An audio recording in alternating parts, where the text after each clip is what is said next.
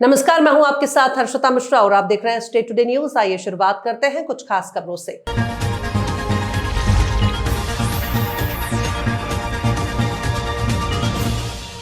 ग्राम रसूलपुर, थाना अहमदपुर, जिला सीहोर, मध्य प्रदेश। 1 मार्च शनिवार की शाम 7 बजे का मामला है। 30 वर्षीय महिला सुमन राजपूत की मौत हुई। पति स्वर्गवासी सुनील राजपूत। आपको बता दें कि मृत महिला के पति सुनील राजपूत की मृत्यु 6 महीने पूर्व में हुई है। बताया जा रहा है कि सुसाइड नोट किया गया था। 2 छोटे छोटे बच्चे भी हैं, 8 वर्षीय बच्चा, 10 वर्षीय बच्ची। मृत महिला सुमन राजपूत से अपने भाइयों का संपर्क न होने के कारण भाइयों को हुआ शक, जिसके चलते भाई संदीप सिंह राजपूत और शेषपाल सिंह राजपूत ग्राम रसलपुर, जहां ससुराल बहन के घर पहुंचे के बाद देखा गया तो वैन के रूम का गेट बंद पाया गया।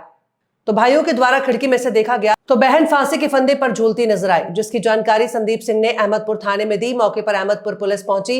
डेड बॉडी को फंदे से निकाला गया। देखा कि महिला की मौत हो चुकी थी, जिसको लेकर सामुदायिक स्वास्थ्य केंद्र श्यामपुर पीएम के लिए रवाना किया गया।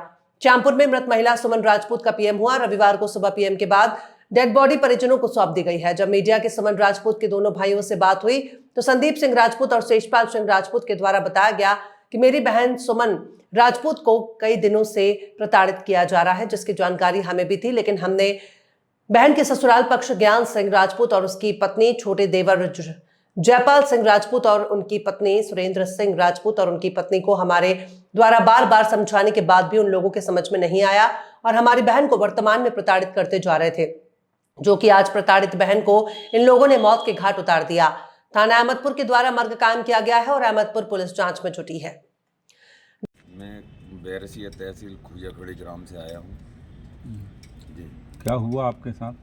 सर, मेरी सिस्टर की ससुराल थी रसूलपुरा में, ज्ञान सिंह राठौड़ के जहाँ पे। सर, वहाँ पे मेरी सिस्टर ने फ़ोन नहीं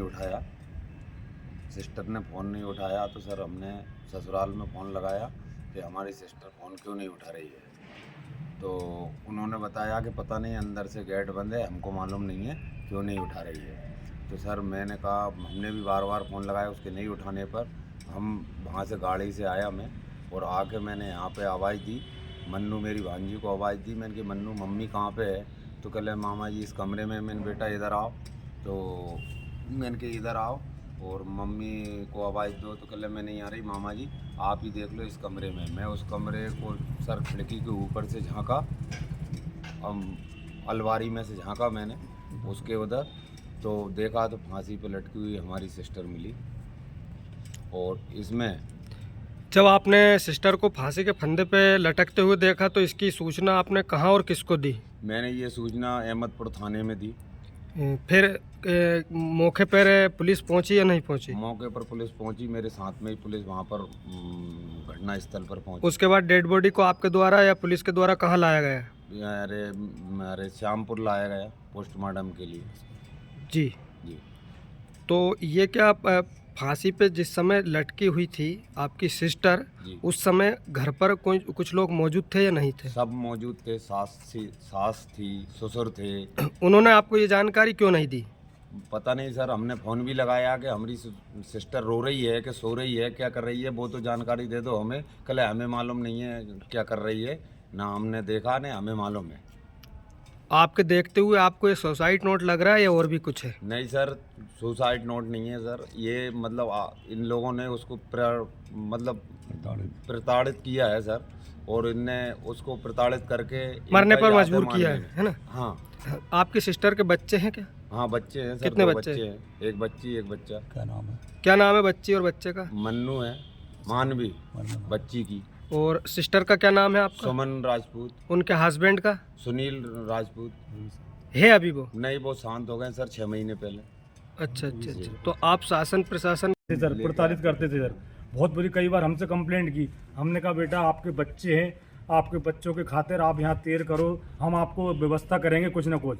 लेकिन इस दरमियान सर इन्होंने इतना प्रताड़ित कर दिया, उसको मानसिक संतुलन इतना ख़राब कर दिया उसको, उसने मजबूरन आत्महत्या का करने का की सर। और इनने मारा हो तो सर ये भी नहीं कह सकते हम। और इनने इतना टॉर्चर किया सर। इनके ये ज्ञान सिंह राठौर के 3 पुत्र हैं सर। सबसे बड़े मेरे जीजाजी थे सर सुनील राजपूत, इनसे छोटा सुरेंद्र राजपूत है सर। सुरेंद्र राजपूत की पत्नी को भी इन्होंने 2 साल से अपने ससुराल में नहीं रखा, इनने प्रताड़ित करके उसको भी, उसको आज भी बेचारी मायके में रह रही है। जो निवारिया की निवासी है। ठीक है। उसके जो सुरेंद्र राजपूत के ससुराल वाले हैं वो निवारिया के निवासी है, ग्राम जिला सीहोर के। उसकी धर्मपत्नी भी सर, आप तो पूरे गांव से पूछ लीजिए सर कि उसके ये कैसे लोग हैं सर। ये विचित्र प्राणी है सर, ये जानवर हैं, ये क्रूर है सर। इन्होंने हमारी बहन को सर मारा है सर। मैं कह रहा हूँ सर, इन्होंने इतना प्रताड़ित किया, घरेलू इतने मारते थे। और सर खासकर उस ज्ञान सिंह की जो पत्नी है वो सर इतना दुष्ट व्यवहार करती थी, मारती थी। हमसे कई बार बोला सर, लेकिन हम मायके वाले हैं सर। हमने कहा हम सबर कर। ससुर मैं पैरों से मारता था सर, बहू को पैरों से मारता था सर। उससे कहता था तेरा यहाँ क्या बचा है, तू जा।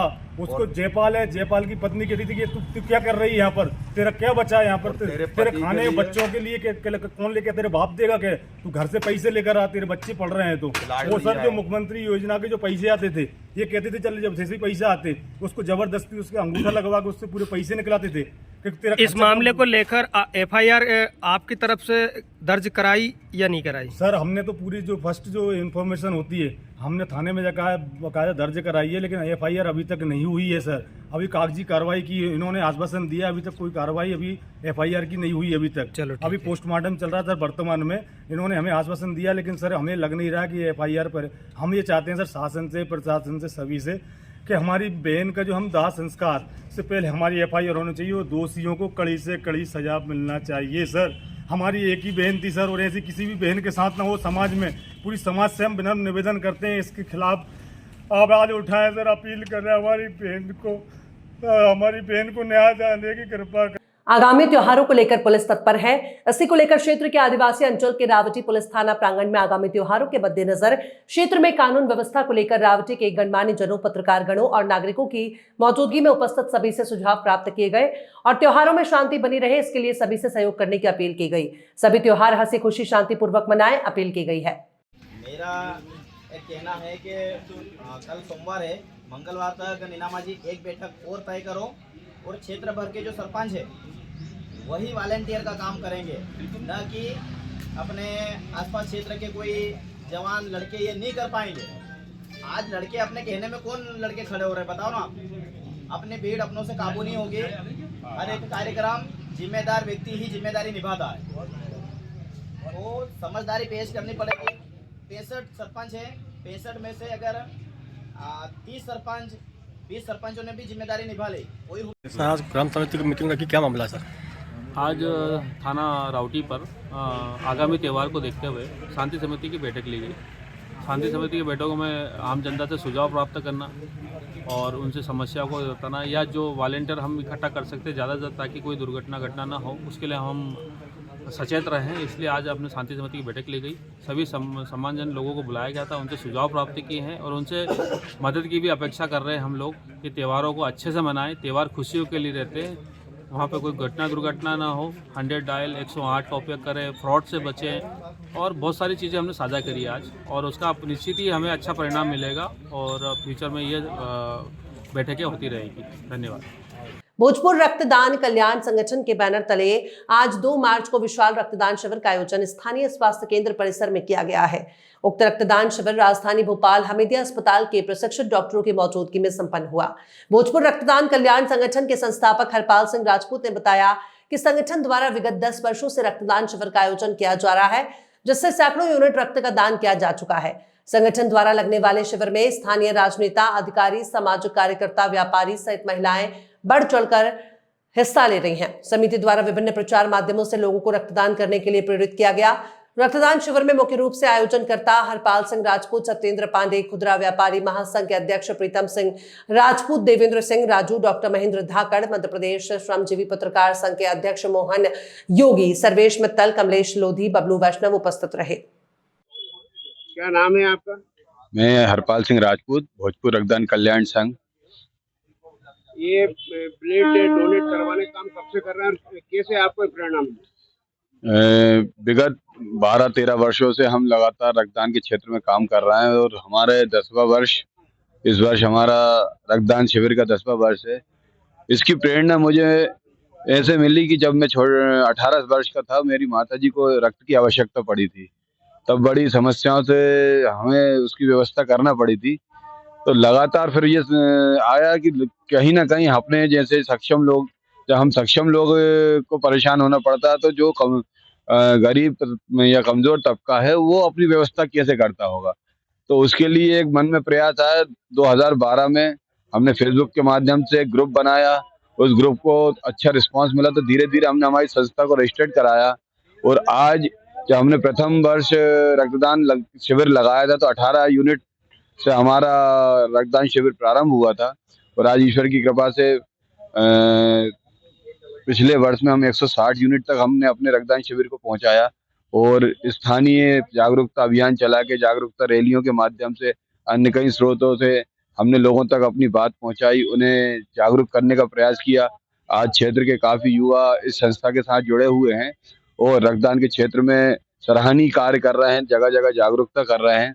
और ईश्वर की कृपा से आगे भी हम ये प्रयास करेंगे कि गांव-गांव तक रक्तदान के प्रति जागरूकता फैले और लोग जागरूक हों, रक्तदान में पीछे ना हटे। जो भ्रांतियां हैं कि कमजोरी आती है, बुखार आता है या दुनिया की और भी जो गलत फहमियां लोगों के मन में डल गई हैं, उनको हम खत्म करें और उन्हें रक्तदान के प्रति जागरूक करें।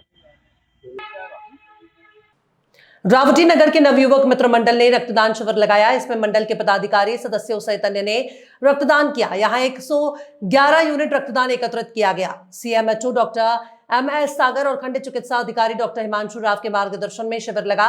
प्रभारी मेडिकल ऑफिसर रजत सिंगारे की उपस्थिति में शिक्षक दशरथ कुमार देवड़ा ने 8वीं बार शिविर की शुरुआत की। शिक्षक अजीत मेहता ने 50वीं, मरगुल के सचिव ईश्वर भूरिया ने 37वीं, मौलावा के सरपंच नरेंद्र चारेल ने 11वीं, भगा सहलोद के सरपंच अनिल गरवाल ने 9वीं, लालचंद्र भाबर ने 9वीं बार रक्तदान किया। मांगीलाल बोरिया और दुर्गा बोरिया सहित आजाद गहलोत, गोपाल बोरिया, ईश्वर गुर्जर, सुभाष जाट, नीलेश माली, विनायक टांक, दर्शन यादव, मनोहर बावलिया, मुकेश परमार सहित अन्य ने रक्तदान किया। ब्लड बैंक टीम से कमलेश यादव, मीनाक्षी शर्मा, योगेंद्र टटावत, नीतिराज सिंह डोडिया, सुरपाल चारेल, गोवर्धन बघेल, यशवंत परमार, संस्था रावटी से कविता निगम, यशोदा गरवाल, हेम कुंवर परमार, गोपाल दाधीच, पुष्कर पाटीदार, ओम प्रकाश पाटीदार, नवयुवक मित्र मंडल से मनीष गांधी, लोकेश मेहता, पीयूष गांधी, अंकित गांधी, सुरेंद्र कटारिया, सोहेल कटारिया, शैलू मेहता, लोकेश कटारिया, अर्पित चतर सहित अन्य मौजूद रहे।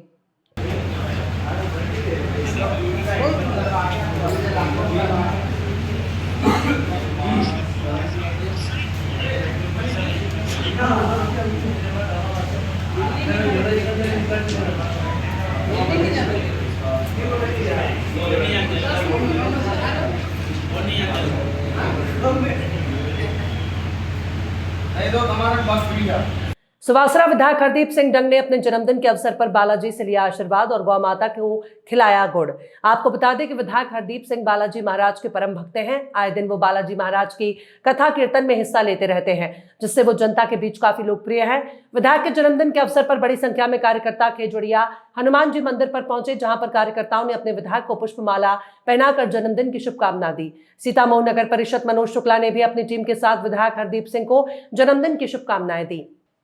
रतलाम के जावरा उद्यान के बीच प्रस्तावित ग्रीनफील्ड एक्सेस कंट्रोल 4 लेन का लगातार विरोध हो रहा है। सोमवार को विरोध करने वाली संघर्ष समिति सदस्यों के साथ प्रभावित व्यापारियों ने रतलाम में सिस्टम की अर्थी निकाली, एमपीआरडीसी के खिलाफ मुर्दाबाद के नारे लगाए। संघर्ष समिति सदस्य दोपहर 1 बजे जिला पंचायत के बाहर एकत्र हुए।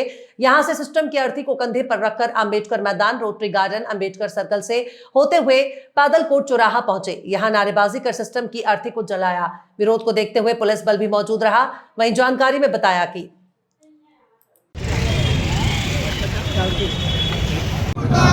सरकार तेरी तानाशाही नहीं चलेगी, नहीं चलेगी। सरकार तेरी तानाशाही नहीं चलेगी, नहीं चलेगी। एमपीआरटीसी मुर्दाबाद, मुर्दाबाद। जो रोड बन रहा है उसमें 7 किलोमीटर की हमारी मांग है। पिछले 4 महीनों से हम धरने पे बैठे हैं भूखे प्यासे, लेकिन इस देश का सिस्टम कोई जागने के लिए तैयार नहीं है। केवल हमें रोड का विरोध नहीं, रोड की बनावट का विरोध है। जो शहरी क्षेत्र में से होकर के निकल रहा है उसमें 24 फीट ऊपर 7 और ब्रिज निकाले जा रहे हैं, जिसमें 38 से 40 बीघा जमीन हमारे किसानों की जा रही है। 1000 लोग उसमें प्रभावित हो रहे हैं, जिसमें 10,000 लोग उस पर आश्रित है। आज हमने ये देश के सिस्टम की अर्थी यूं निकाली है कि चाहे बीजेपी का शासन हो या कांग्रेस के पास जो मैंडेट निकला हुआ था, वो जिला प्रभारी सुधीर गुप्ता जी, माननीय हमारे विधायक जी, नगर पालिका जितनी भी सबने समर्थन किया, उप मुख्यमंत्री जगदीश देवड़ा ने भी इसका समर्थन किया कि आपकी मांग जायज है। जिला अध्यक्ष जी ने भी कहा कि आपकी मांग जायज है। कांग्रेस के जितने भी लोग आए कहा कि मांग जायज है। अब तो यही तो बात, हम इस देश के चौथे जो स्तंभ है आपके पास आए हैं कि आप ये सवाल करिए, इस देश की अदालत आप है कि क्यों न्याय नहीं हो रहा है। हमारी वो जो कोर्टें बंदी हुई है, वो रबर स्टाम्प है, जो वहाँ पे एक आका फरमान सुनाएगा उस पर हमारी जिंदगी का फैसला कर दिया जाएगा। अगला मूवमेंट क्या रहेगा? सरकार फिर भी अपनी मांग नहीं मानती है, एमपीआरडीसी मांग नहीं मानती, अगला मूवमेंट क्या रहेगा? हम जनसंघर्ष समिति से अभी तक विधिवत विरोध कर रहे हैं। अगर ये सिस्टम ये चाहता है कि खूनी संघर्ष हो तो खूनी संघर्ष के लिए हम तैयार हैं। मेरा नाम असलम मेव है, सुनील पोखरना यहाँ पर है, डीपी भाई यहाँ पर है। खबरों में फिलहाल इतना ही। और भी खबरों के अपडेट्स के लिए आप देखते रहिए स्टे टुडे न्यूज।